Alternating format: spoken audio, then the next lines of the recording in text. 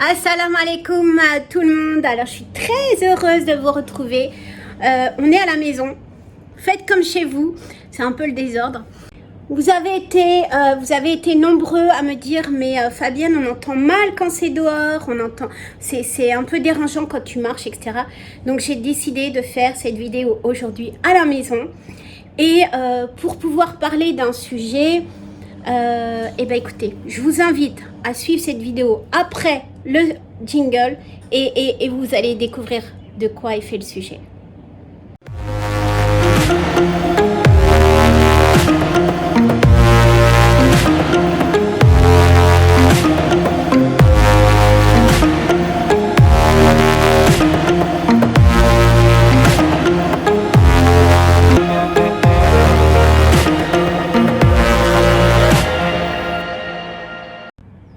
J'ai fait une vidéo dernièrement sur la Saint-Valentin. C'était plus pour vous dire voilà que c'est pas la Saint-Valentin en elle-même, c'était pour rebondir sur le sujet que c'est pas ça qui fait un mariage heureux, c'est pas ça qui va améliorer votre couple, mais ça va être plutôt le respect, etc. Vous vous rappelez de cette vidéo?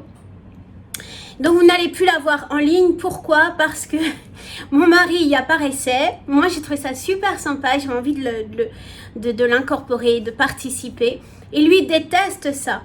Donc, et en plus dans cette vidéo j'avais parlé de qu'est-ce qu'on n'aime pas et qu'est-ce qu'on fait pour l'autre souvent et qu'on n'aime pas. Donc il l'a fait pour me faire plaisir, mais il déteste se voir en vidéo. Enfin, c'est pas du tout son truc.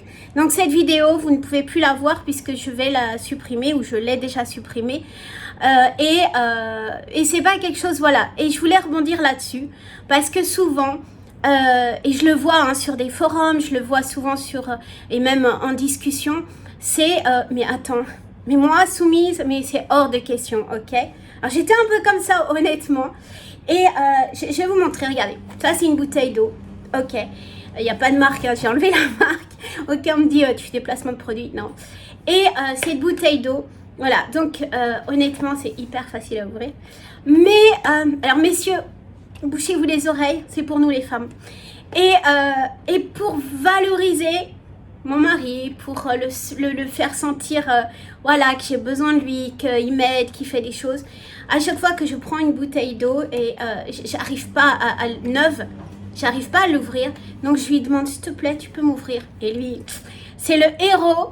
Et bien sûr, il l'ouvre facilement parce que c'est l'homme. Il l'ouvre et je fais waouh, merci. Voilà, c'est des trucs tout bêtes, tout cons, honnêtement, mais qui va vraiment valoriser l'autre, qui va le faire sentir utile. Et mesdames, c'est absolument pas quelque chose qui est... oui, vous jouez pas, pourquoi pas? Et par exemple, donc il porte une tobe, c'est-à-dire l'habit blanc hein, qu'on a ici pour aller pour tous les jours ou pour prier. Et ce matin, il avait un truc là, ici, de salle. Donc, il m'a demandé, il peut très bien le faire tout seul. Il n'y a aucun souci. Il fait plein de choses tout seul. Et il sait le faire très bien. Mais il avait besoin de se sentir, lui, que je prenais soin de lui. Donc, il m'a dit, qu'est-ce que je peux faire? Est-ce que tu peux faire quelque chose et tout? Ça m'a pris 3 secondes, honnêtement, les filles, ça m'a pris 3 secondes. J'ai enlevé la tâche, fini, on n'en parle plus. Et il s'est senti, waouh, elle fait attention à moi. Et est-ce que je me suis sentie soumise? Est-ce que je me suis sentie dégradée? Ou je sais pas très... enfin, ce qu'on parle souvent dans ces discours féministes, vous savez que c'est un sujet qui me tient à cœur. Non, pas du tout. Ça lui fait plaisir. Et ça m'a fait plaisir et ça m'a fait sentir que je faisais attention à lui. Je suis indépendante, je travaille. Et comme vous le savez, je me suis battue.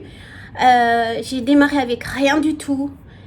J'ai vraiment le passé qui est là. Et du coup, ça a été d'un côté bien, puisque la femme doit pouvoir se débrouiller. Mais d'un autre côté, croyez-moi les filles, c'est pas... On me dit souvent, ouais mais super... souvent quand j'étais célibataire, on me disait, ah mais je t'envie, t'es célibataire, tu fais ce que tu veux, comme tu veux, etc. Et ça renvoie une image de ce qu'on trouve dans les médias, de la femme super forte, de la femme qui assume dans tous les domaines, etc. Ce qu'on ne voit pas à l'autre côté, ce qu'on ne voit pas malheureusement, c'est le taux de suicide des femmes, le taux de, vous savez, on appelle ça le burn-out, mais les femmes sont soumises au burn-out. Et souvent, regardez dans les médias actuellement, il y a des articles qui sont écrits parce que justement, ils se disent, ouais, mais la femme, elle est en burn-out, il y a une charge mentale énorme, etc. Tout d'un coup, c'est une surprise. Mais attendez, est-ce que c'est la société, est-ce que c'est la femme qui s'est allouée ce rôle ou qui s'alloue ce rôle? Je veux dire, il y a plein de choses. Alors, c'est un énorme débat. Hein. Je vais pas faire du pour et du contre. C'est un énorme débat. Et souvent, la femme, je veux pas dire que la femme prend le rôle de l'homme, mais par la société, quelquefois, elle est perdue dans ses repères et elle se sent un peu obligée de prendre le rôle de l'homme. Je vous explique, elle va bosser, elle va s'occuper de la maison, elle va s'occuper de son homme, elle va payer les factures, elle va faire les courses, etc. Et l'homme, finalement, parce qu'un homme reste un homme, excusez-moi messieurs, mais quand on vous demande rien, vous ne faites absolument rien. Et quand on vous demande pas quelque chose de précis, vous n'allez pas voir les choses à faire. T'as besoin de quelque chose? Bah non. Mais en même temps, on se dit non, mais tu vois pas le bordel que c'est, tu vois pas tout ce qu'il y a à faire, les enfants, le ménage, les courses, tu vois pas ce qu'il y a à faire? Non. L'homme, si vous lui dites non, ça va, ok, ça va, il va prendre vraiment de pied à la lettre. C'est ce qu'on est dans l'histoire de la religion, de l'islam notamment. Les femmes ont toujours travaillé. Elles ont été commerçantes, elles ont fait des affaires, elles travaillaient au marché. Les femmes ont toujours travaillé. Ça ne veut pas dire que celles qui travaillent doivent subvenir au foyer. Ça, c'est le rôle de l'homme, je suis désolée. Souvent, malheureusement, ce que j'ai remarqué en France, c'est que les hommes, alors je dis pas forcément du Maghreb, hein, de partout, mais les hommes, oui, la femme doit être obéissante, doit être ceci, doit être cela, mais en même temps, l'homme ne prend pas son rôle d'homme. C'est-à-dire qu'il va rester sur son canapé, attention, je dis pas tout, hein, mais j'ai eu des commentaires, j'ai eu des messages dans ce sens, et on me dit... on me dit, oui, mais mon mari reste sur le canapé, reste sur le sofa, ne fait rien de la journée. Et j'en ai un peu marre parce que moi, je dois aller travailler, je dois m'occuper des enfants de la maison, je dois payer les factures, etc. etc. C'est pas votre rôle, ça. Ce n'est absolument pas votre rôle. Et c'est là le mélange des rôles. Si vous exigez de votre partenaire qu'il soit conforme à certains...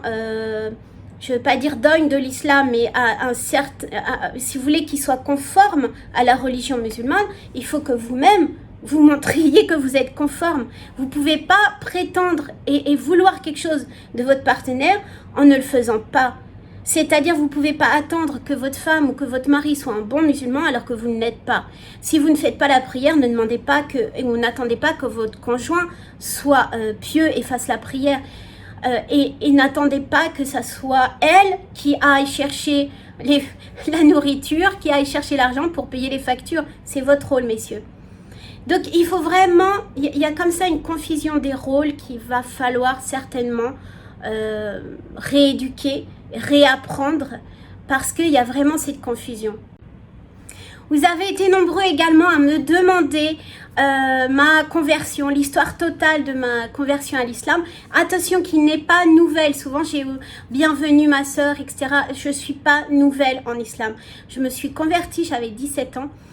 Donc c'est un petit peu hier. Mais ce qui est nouveau pour moi, c'est que je porte le voile, c'est tout. Donc c'est l'évolution normale, je vais dire, de ma religion. Mais donc vous avez été très nombreux et je la prépare. Ça va être la première fois que je vais parler de cette conversion publiquement. Donc c'est quelque chose qui est vraiment intime, quelque chose qui est assez pudique pour moi. Et parce que les gens peuvent juger, ou c'est pas le fait que ça peut être jugé, mais vous allez peut-être me prendre pour une barjo parce qu'il s'est passé vraiment des choses. Et donc ça peut être mal perçu. Enfin voilà, j'ai du mal. Mais je vous promets, et je vous ai répondu en message que je vous la prépare. Donc, d'ici quelques jours, je vous promets, je vais mettre en ligne ma vidéo sur ma conversion en complet, ma longue histoire. J'aurai donc le plaisir de vous retrouver pour cette vidéo. Forwardez la chaîne, cliquez sur la cloche, likez, commentez et je vous retrouve très vite pour la vidéo que je suis sûre que vous attendez avec grand plaisir. Je vous dis vraiment much love et à très vite.